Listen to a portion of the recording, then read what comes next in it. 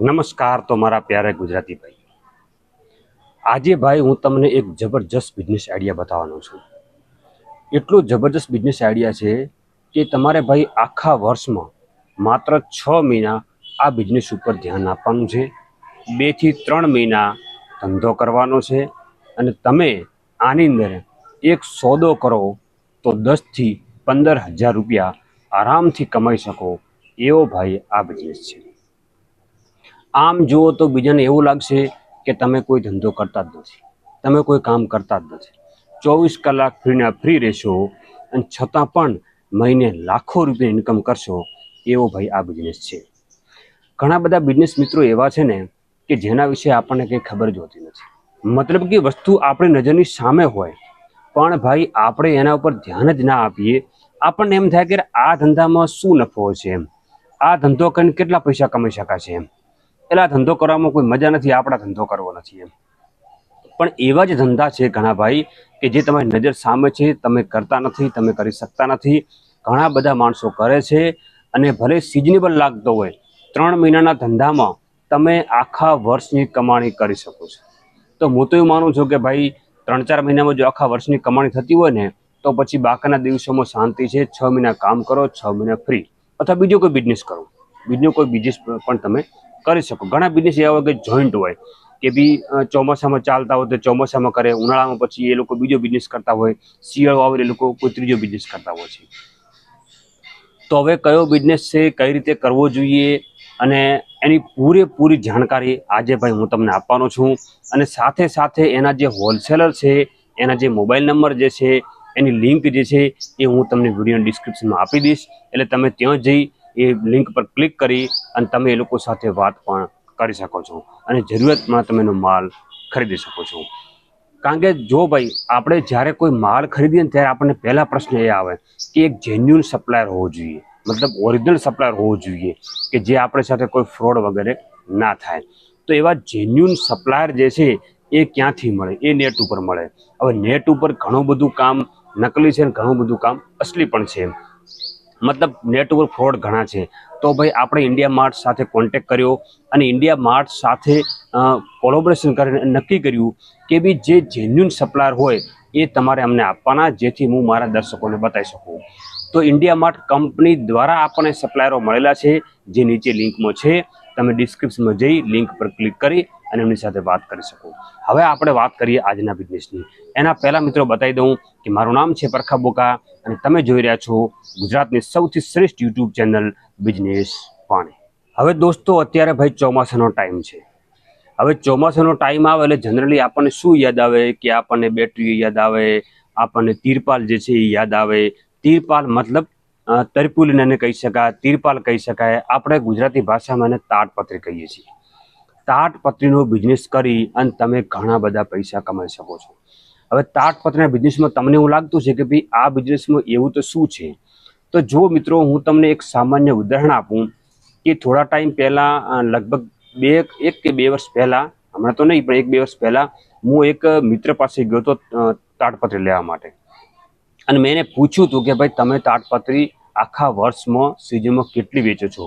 તો એણે ભાઈ મને કહ્યું હતું કે હું 2 ગાડી માલ આખા વર્ષનો વેચું છું। હવે ભાઈ એક સામાન્ય દુકાનદાર જે કોસ્મેટિકની બધી આઈટમ વેચે છે, સાથે સાથે એ તાડપત્રી વેચે છે અને એરોઈ સિઝનમાં 2 ગાડી માલ વેચતો હોય તો તમે વિચાર કરી શકો છો કે આ ધંધાનું કેટલું મોટું માર્કેટ છે। તો મતલબ કે આ ધંધાનું માર્કેટ ભાઈ બહુ મોટું છે। તો એની પહેલાં આપણે સમજી લઈએ કે માર્કેટમાં કેટલી પ્રકારના તાડપત્રીઓ જે છે એ મળે છે અને તમારે કઈ તાડપત્રી પર ફોકસ આપવું, કારણ કે એ તમારે ત્યાં માર્કેટમાં જઈને જોવાનું છે કે ભાઈ આપણે ત્યાં કઈ પ્રકારની તાડપત્રી વેચાય છે, તો કઈ પ્રકારની તાડપત્રી જે છે એ મારે વેચવી જોઈએ। હવે આ ધંધો તમારે હોલસેલમાં કઈ રીતે કરવાનો છે એની તો બધી રીતે હું તમને બતાવવાનો છું। એની પહેલાં આપણે જોઈ લઈએ કે તાડપત્રી કેટલી ટાઈપની આવે છે। જો HDP પોલી તિરપાલ આવે છે જે મજબૂત હોય છે અને જે કડક હોય છે। બીજી ભાઈ PVC કોટેડ ફાયર પ્રૂફ તિરપાલ પણ માર્કેટમાં મળે છે। એને છે વોટરપ્રૂફ તિરપાલ જે છે એ માર્કેટમાં મળે છે, જે તાડપત્રી વોટરપ્રૂફ આપણે જનરલી બધા ખેતરોમાં ખેડૂતો ઉપયોગ કરતા હોય છે અનાજ વગેરેને ઢાંકવા માટે યા ચાર વગેરેને ઢાંકવા માટે।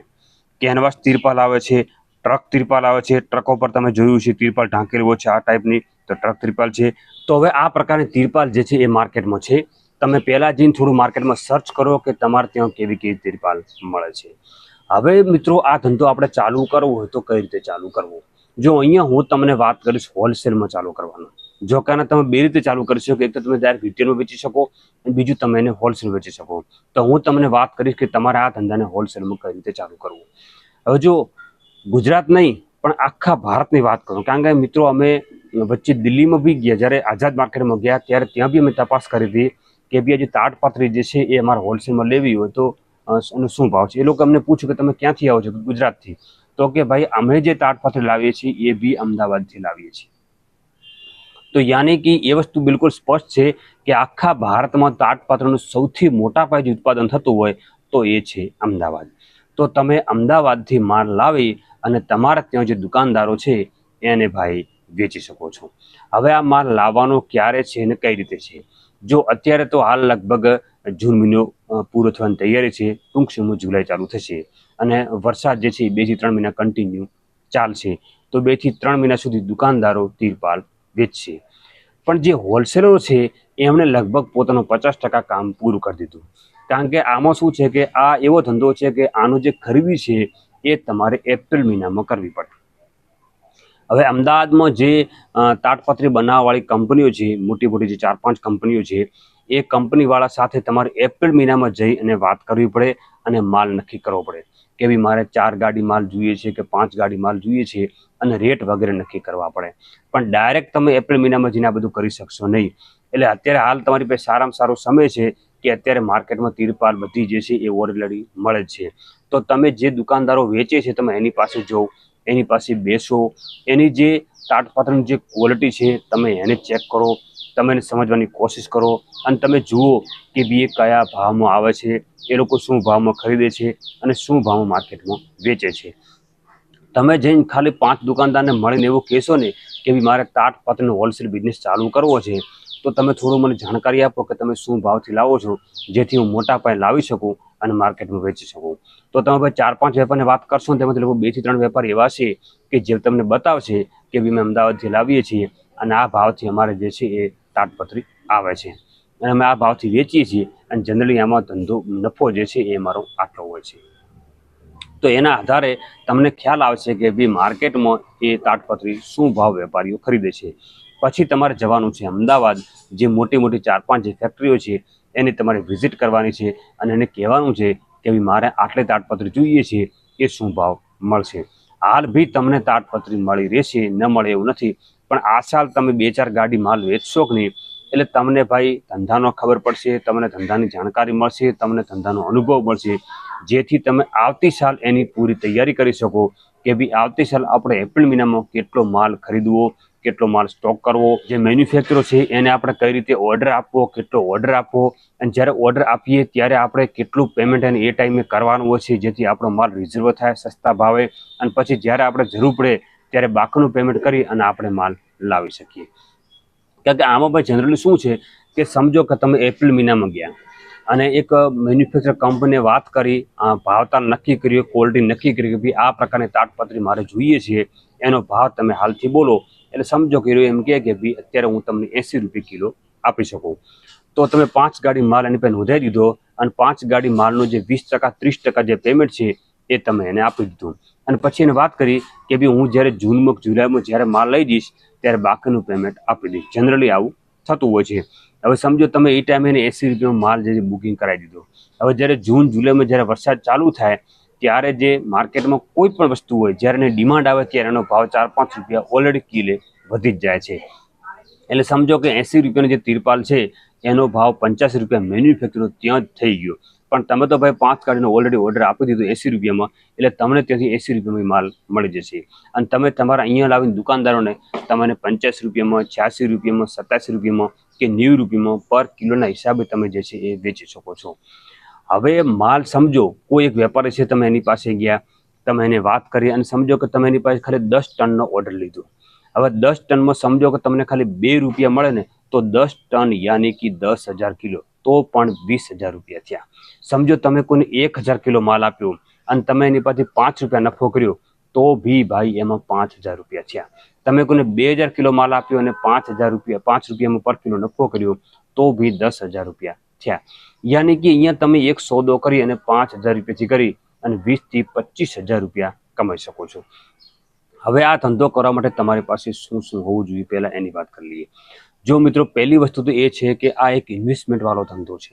નફો તો છે 100%, પણ આમાં ઇન્વેસ્ટમેન્ટ લાગશે. સમજો કે તમે 5 ગાડી માલ નોંધાયો છે. હવે એક ગાડીમાં સમજો 20 ટન માલ આવે છે અને 80 રૂપિયાના ભાવે આપણે ગણીએ તો લગભગ એ 15 થી 16 લાખ રૂપિયાની એક ગાડી થઈ. હવે 15 લાખના 20% ગણો તો બી 3 થી 4 લાખ રૂપિયા થાય. 20-25% જે પેમેન્ટ થતું હોય એ ઇન્વેસ્ટમેન્ટ તમારે એપ્રિલ મહિનામાં કરવું પડે. બાકીનું ઇન્વેસ્ટમેન્ટ તમારે પછી કરવાનું છે જ્યારે તમે માલ મંગાવો ત્યારે, અને બાકી પછી રેગ્યુલર તો ચાલતું રહે કે ભાઈ તમે એક ગાડી માલ લાવ્યો, પેમેન્ટ આપીને અહીંયા વેપારીને માલ આપ્યું, વેપારી પછી પેમેન્ટ આપ્યું, વળી એ પેમેન્ટ તમે ઇસ્તેમાલ કરીને પાછો નવો માલ લાવ્યો, એટલે એ પછી રેગ્યુલર ચાલતું રહેશે. નફો ખૂબ છે, પણ આમાં ભાઈ ઇન્વેસ્ટમેન્ટ પૈસા બહુ સારું એવું છે, તો તમારે આમાં ઇન્વેસ્ટમેન્ટ લગાવવું પડે. પણ જો તમે રિસર્ચ કરેલો હોય, સર્વે કરેલો, તમને ખબર જ હોય કે ભાઈ આટલો નફો હું કરી શકીશ, તો પૈસા તો ભાઈ માર્કેટમાં જેટલા જોઈએ એટલા મળે છે. 1%, 1.5%, 2% તમે આરામથી લાવી શકો છો અને આ બિઝનેસ તમે કરી શકો છો. આ સાલ તમારે કાંઈ 20-25 લાખ રૂપિયાનો ખર્ચો કરવાની જરૂર નથી. આ સાલ તમે 4-5 લાખ રૂપિયાના ઇન્વેસ્ટમેન્ટથી ચાલુ કરો.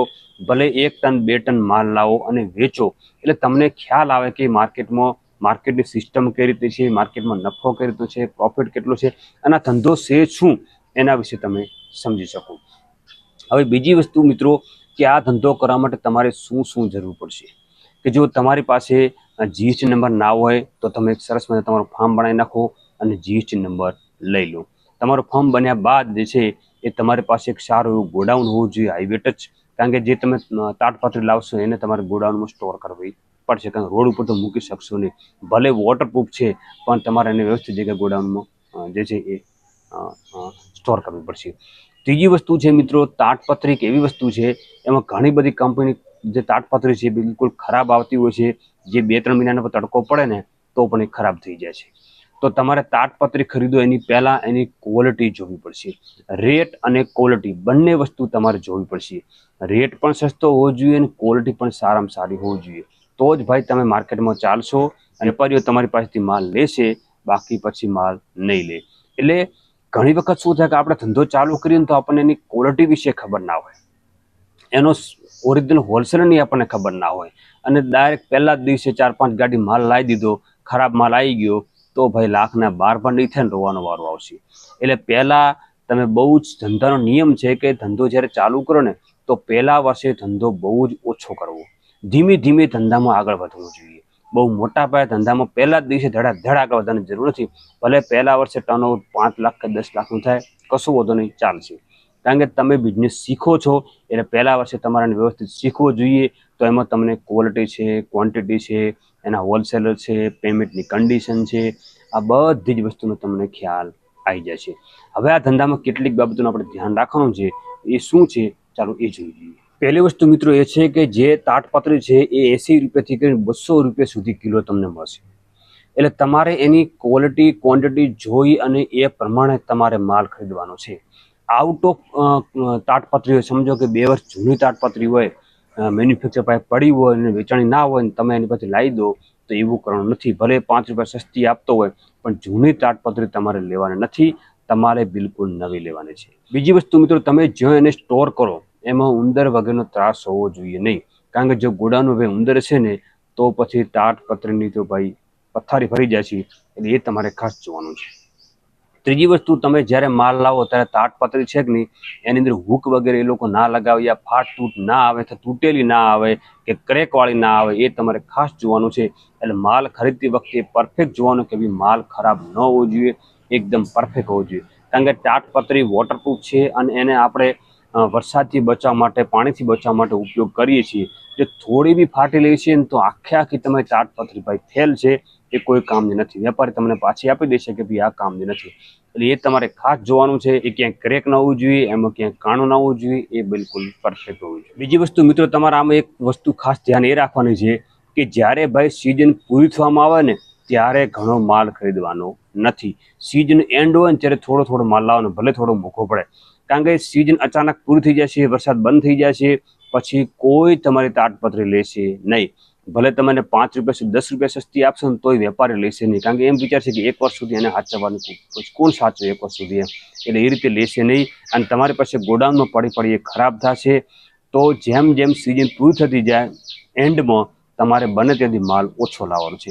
સિઝન ચાલુ થાય એની પહેલાં તમારી જેટલી કેપેસિટી હોય તમે એટલો માલ ભરી શકો છો, કારણ કે આખી સિઝન પડી છે એ આરામથી વેચાઈ જાય છે, પણ સિઝનના એન્ડમાં તમારે માલ ઓછો લાવવાનો. તો મિત્રો, આ તો આજનો બિઝનેસ આઈડિયા જબરજસ્ત અને બેસ્ટ બિઝનેસ છે. તમે માલ ખરીદવા માગતા હો તો લિંક તમને વિડીયોના ડિસ્ક્રિપ્શનમાં મળી જશે, તમે ત્યાં જઈને ચેકઆઉટ કરી શકો છો. અને એ જે સેલરો છે એની સાથે તમે વાતચીત કરી શકો છો. 2 લિંકો છે, એક લિંકમાં સ્પેસિફિક અમદાવાદના ડિસ્ટ્રિબ્યુટર સેલરો છે અને બીજી લિંકમાં આખા ભારતના સેલરો જે છે એ તમને મળશે, તો તમે એમની સાથે વાત કરી શકો છો. આજના વિડીયોમાં આટલું જ. કેવો લાગ્યો એક કોમેન્ટ જરૂર કરજો, અને ચેનલ સબસ્ક્રાઈબ ન કરી હોય તો ચેનલ સબસ્ક્રાઈબ કરી દેજો. બાકી દોસ્તો, આપણી બીજી ચેનલ છે, હિન્દી ભાષી ચેનલ છે, પ્યોર બિઝનેસ છે, અને લિંક પર તમને વિડીયો ડિસ્ક્રિપ્શન મળી જશે. તમે એ ચેનલ પર ના વિડીયો, ઘણા બધા વિડીયો બના છે, લગભગ 200-250 વિડીયા, તમે એ બી જોઈ શકો છો. ત્રીજી વસ્તુ મિત્રો, આપણે એક વોટ્સઅપમાં ચેનલ બનાવી છે, એની લિંક તમને વિડીયો ડિસ્ક્રિપ્શન મળી જશે. તમે એના પર ક્લિક કરી અને ચેનલમાં જોઈન થઈ જાજો, જેથી આપણી ચેનલ નવી અપડેટ જે છે એ તમને એ વોટ્સઅપની ચેનલમાં પણ જોવા મળશે. તો આજે આટલું. ફરી મળશું એક નવા વિડીયોમાં. ત્યાં સુધી જય હિન્દ, જય ભારત.